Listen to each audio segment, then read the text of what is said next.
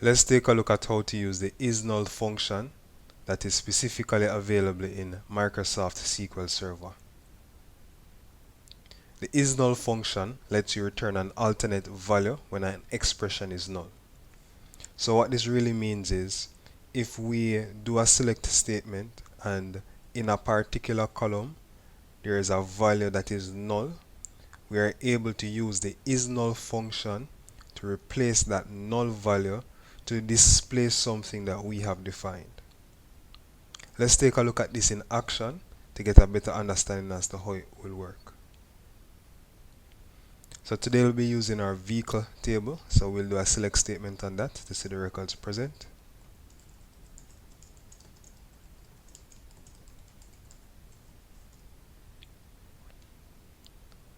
We have 8 records in this particular table that has 4 columns.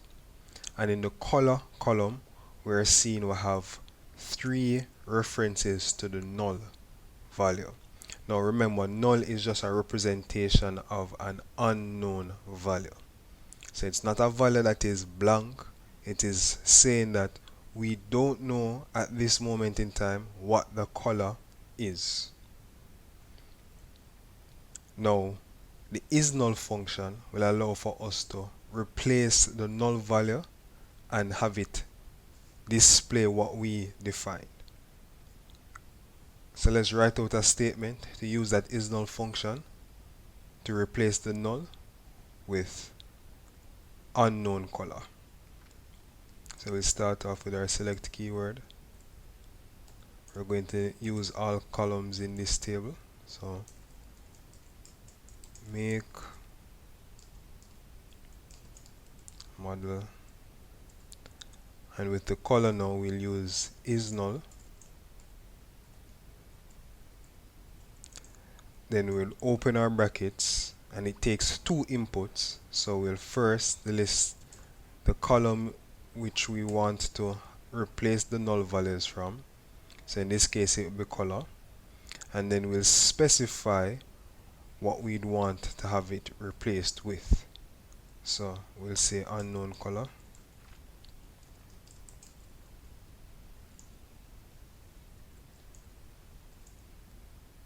and we'll use an alias just so that we can have a column name for this.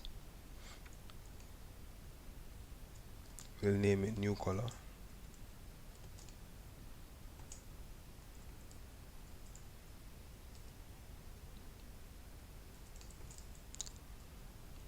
And then we'll list the table that we'd want to get the information from, in this case vehicle.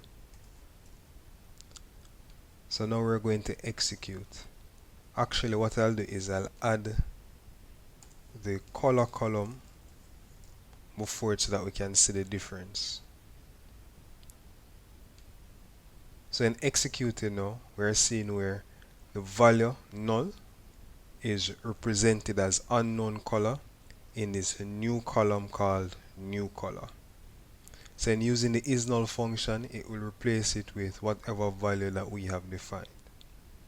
So our key takeaways: the ISNULL function requires 2 inputs.